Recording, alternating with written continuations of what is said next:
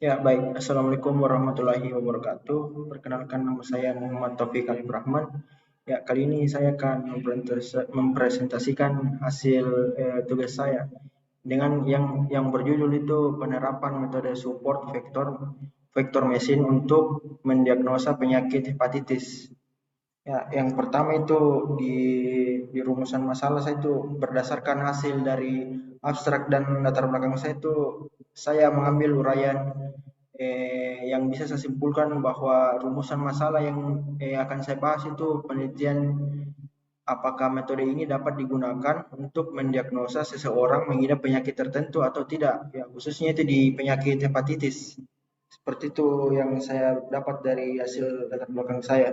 Selanjutnya masuk di tujuan penelitian. Ya, berdasarkan di latar belakang, saya juga mengambil beberapa kesimpulan yang bisa dibahas pada penelitian kali ini, yaitu untuk mengetahui kapan digunakannya metode SPM dan menganalisis kemampuan metode support vector machine untuk mendiagnosa penyakit hepatitis. Seperti itu. Nah, selanjutnya itu masuk di permasalahan. Permasalahan yang dapat saya ambil kali ini adalah hepatitis itu kelainan hati berupa peradangan atau bisa dibilang di sel hati. Peningkatan ini disebabkan adanya gangguan atau kerusakan membran hati. Nah, diagnosa awal penyakit ini setelah memperhatikan gejala adalah melakukan tes fungsi hati yang bisa disebut LFT atau liver function test. Tujuan dari penelitian ini untuk mendiagnosa seseorang mengidap penyakit tertentu atau tidak berdasarkan hasil tes fungsi hati atau rekam medis pasien. Nah, khususnya penyakit hepatitis. Hasil dari tes fungsi hati ini dapat dijadikan bahan penelitian dengan menggunakan metode machine learning, yaitu metode support vector machine. Nah, selanjutnya itu masuk di metode.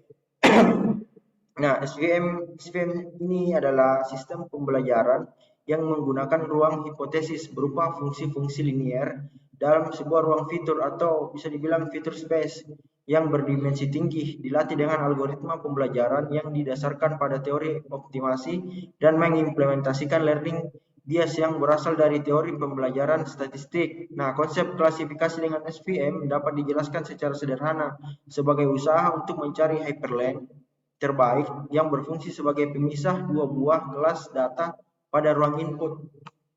Nah, penelitian terkait ini yang saya ambil itu penelitian yang dilakukan oleh Rida Pratiwi dan Septi Andrayana Aris Gunaryati tentang diagnosa hepatitis A menggunakan metode Debster Sever. Hasil akurasinya itu 92%. Data yang sesuai dengan pakar dan 8% data tidak sesuai dengan pakar. Nah, selanjutnya itu di penelitian yang dilakukan oleh Kainur Arashid Asibuan dan Muhammad Abdul Mukdid dan Alan Prahu tentang klasifikasi DBD dengan metode SPM. Nah, hasilnya ini dapat peroleh akurasi sebesar 96 dengan menggunakan kernel polinomial fungsi. Nah, selanjutnya itu di penelitian yang dilakukan oleh Teres Reza Biantong, Muhammad Tanzil Furqon dan Arif Andi Subroto tentang implementasi FPM untuk klasifikasi penyakit malaria. Dalam penelitian ini digunakan algoritma klasifikasi SPM. Nah, dengan menggunakan kernel RPF, data yang digunakan sebanyak 200 data yang diambil dari Dinas Kesehatan Kabupaten Nabire, Papua. Pada pengujian ini digunakan key-fold cross validation dengan nilai key-fold 10. Nah, hasil akurasinya ini terbaik dihasilkan oleh sistem ini adalah 72%. Nah, seperti itu hasil penelitian yang terkait. Selanjutnya itu di konsep dasar. Nah, di konsep dasar itu saya jelaskan bahwa hepatitis itu salah satu penyakit yang menjadi ancaman kesehatan utama di dunia. Penyakit ini menyebabkan peradangan hati akibat infeksi virus, sehingga mudah ditularkan dari orang ke orang. Menurut data riset kesehatan dasar Kesdas, Kementerian Kesehatan Republik Indonesia pada 2014 itu Indonesia merupakan negara kedua dengan wabah penyakit hepatitis B tertinggi di Asia Tenggara setelah Myanmar. Secara garis besar, jenis penyakit yang paling sering terjadi di Indonesia disebabkan oleh virus hepatitis A, yaitu 19,3%, hepatitis B itu 21,8%, dan hepatitis C itu 2,5%. Nah, untuk di metode SPM sendiri itu merupakan salah satu metode dalam supervised learning yang biasa digunakan untuk klasifikasi dan regresi. SVM digunakan untuk mencari hyperlink terbaik dengan memaksimalkan jarak antar kelas. Hyperlink adalah sebuah fungsi yang dapat digunakan untuk pemisah antar kelas.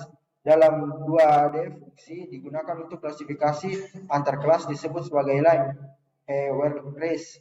Fungsi yang digunakan untuk klasifikasi antar kelas dalam 3D disebut plane similarly, dan sedangkan fungsi yang digunakan untuk klasifikasi di dalam ruang kelas dimensi yang lebih tinggi disebut hyperlink. Nah, selanjutnya itu di dataset. Nah, data yang digunakan pada penelitian kali ini adalah data yang diambil dari Kaggle, yaitu data hepatitis. Adapun atribut yang terdapat pada dataset ini yaitu kelas, age, sex, steroid, antivirals, VCX, malaise, aneurysal, liver, big liver, film, spleen, nah dan lain-lain. Selanjutnya itu di ya, masuk di flowchart. Ya, pertama itu di awal itu kita masuk di processing. Nah, selanjutnya masuk di tahap kedua itu terbagi menjadi dua, yaitu data trainnya itu mendapat hasil 80% dan datasetnya itu 20%. Nah, selanjutnya itu kita masuk di implementasi model. Setelah masuk di implementasi model, kita masuk selesai di tahapan itu, kita masuk di evaluasi. Seperti itu tahapan flowchartnya.